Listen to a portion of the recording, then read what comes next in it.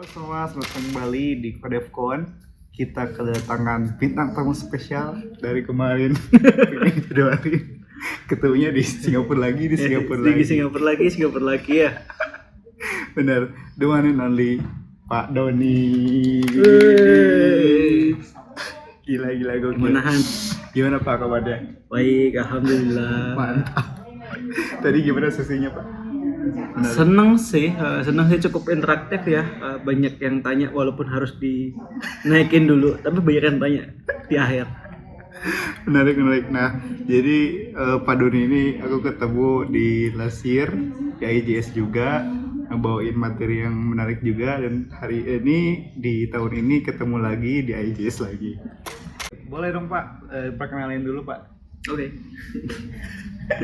Nama gue Doni, nama panjangnya Doni Ruby Agetra. Jadi kalau mau cari sosial media, cari aja. Ya di sini ya nanti ya. Ruby Agetra, RUBIAGATRA. Okay. Namanya Ruby tapi enggak pernah coding Ruby. Kenapa tuh Pak?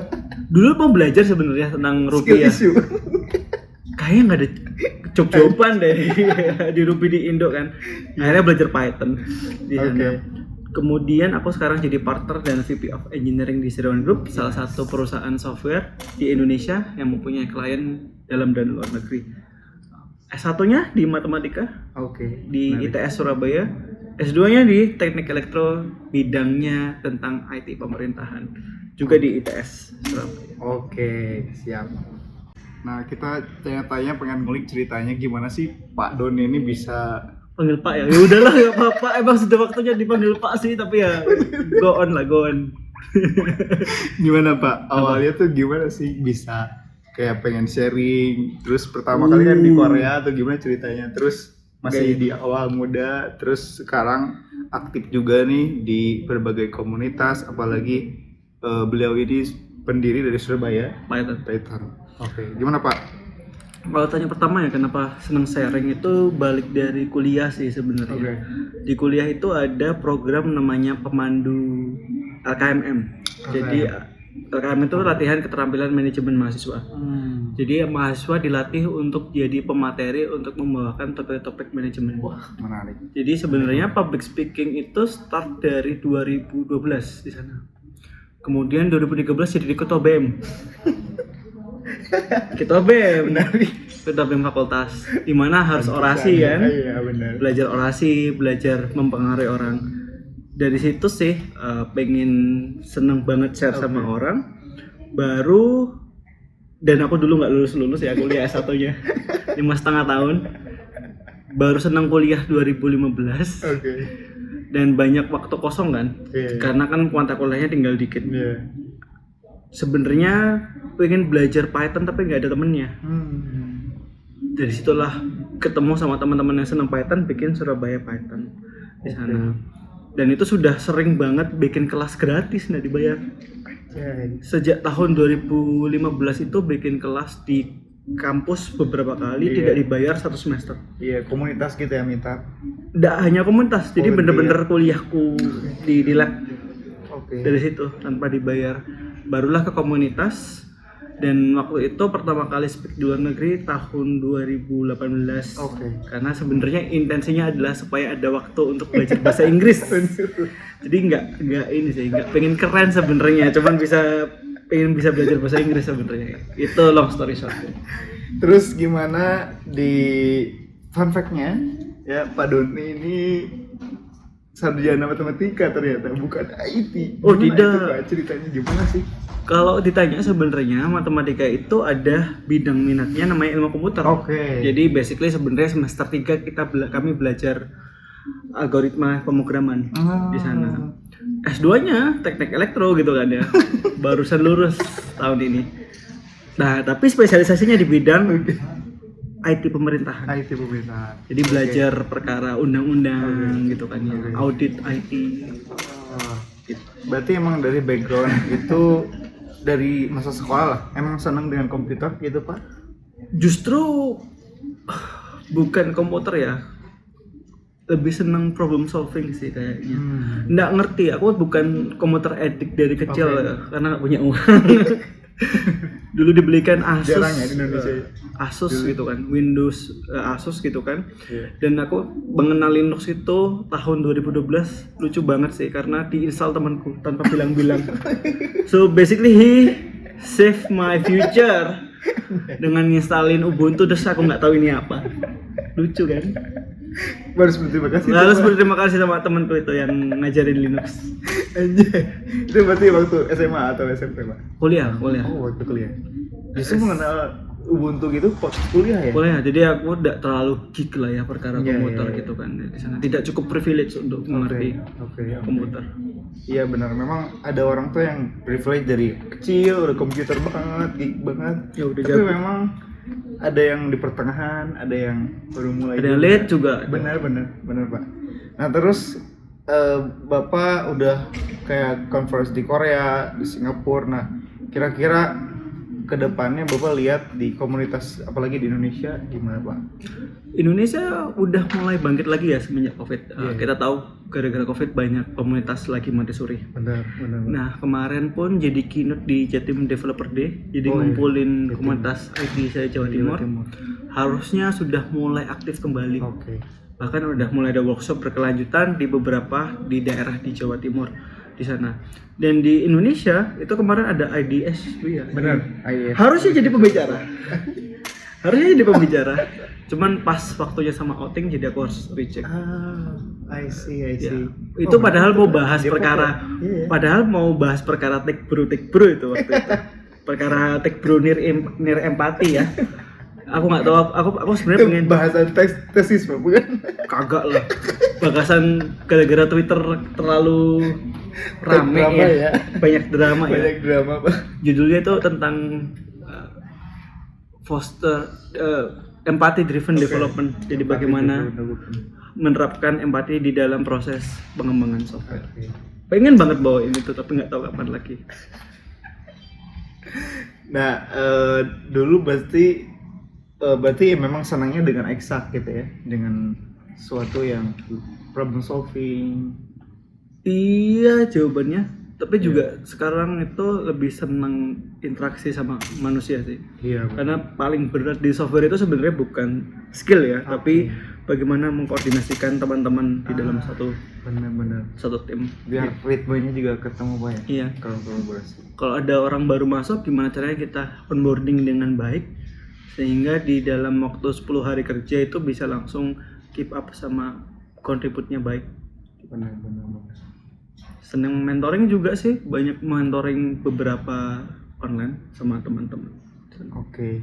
Berarti sekarang di kerjaan lebih manage apa Pak? Orang.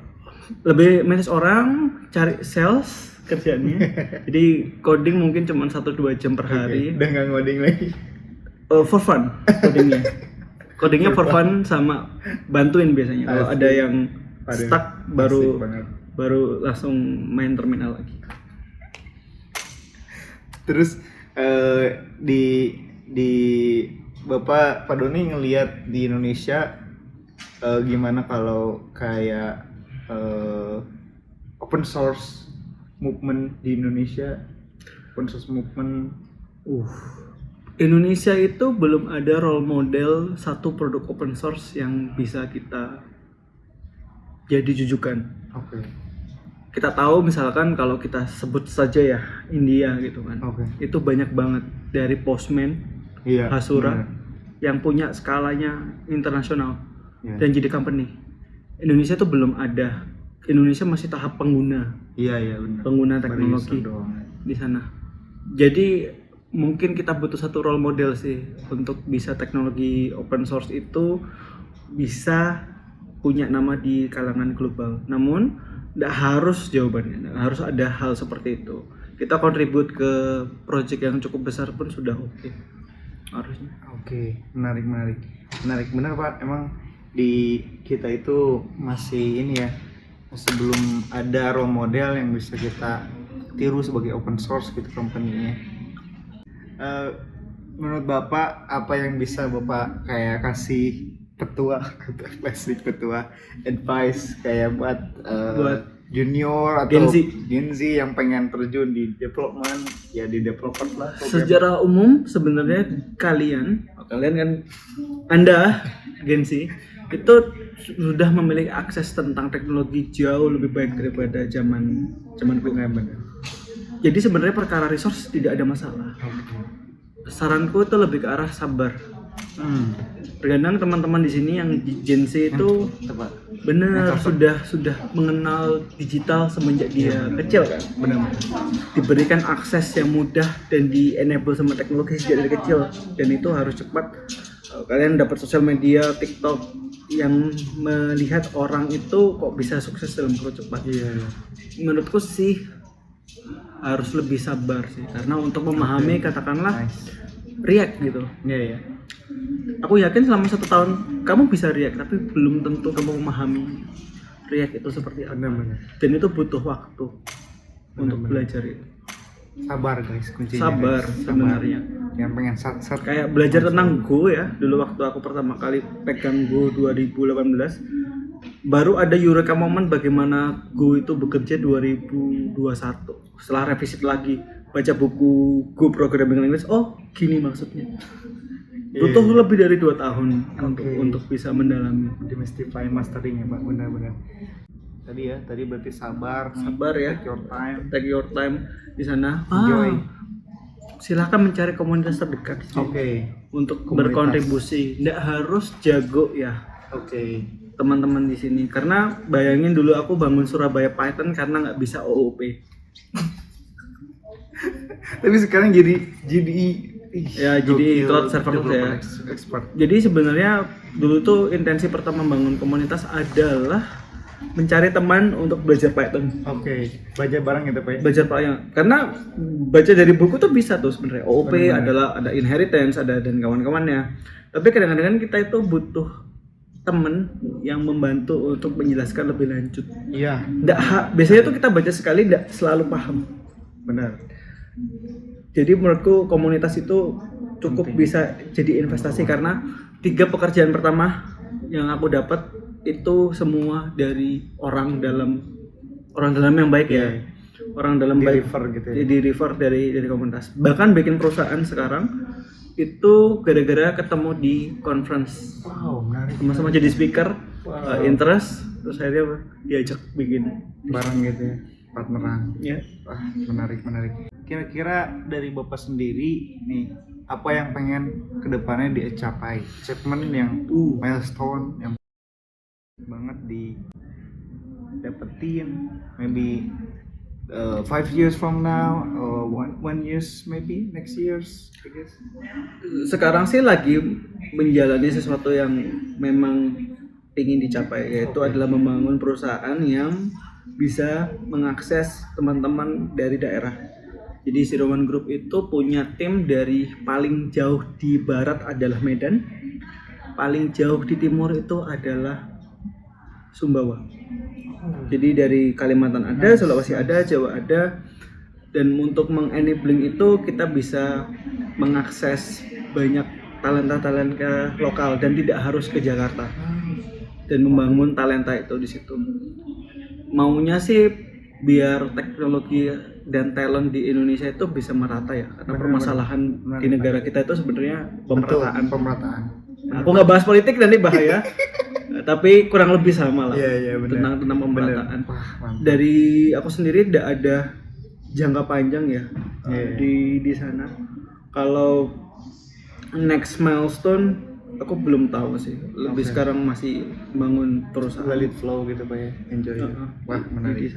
Semoga sih tercapai buat ngebangun nih Indonesia jadi lebih baik lagi khususnya di bidang software development, juga lebih merata kepada developersnya. Benar sih, emang persoalan di Indonesia itu kurang meratanya kayak talenta digital developers di Indonesia, dan hopefully sih a few years later Indonesia will rise gitu Pak ya, bangkit. Anda orang mana? Cianjur, Ciawi, Cianjur. Kerja di mana?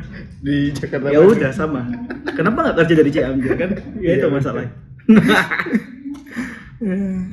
Oke, menarik Pak. Itu tadi cerita dari Pak Doni, keren banget ini, sungguh menginspirasi teman-teman semua. Semoga selalu tercapai dengan semua milestone yang Bapak pengen dicapai. Hopefully that's it our talk today. See you in the next episode guys. Thank you. Bye bye.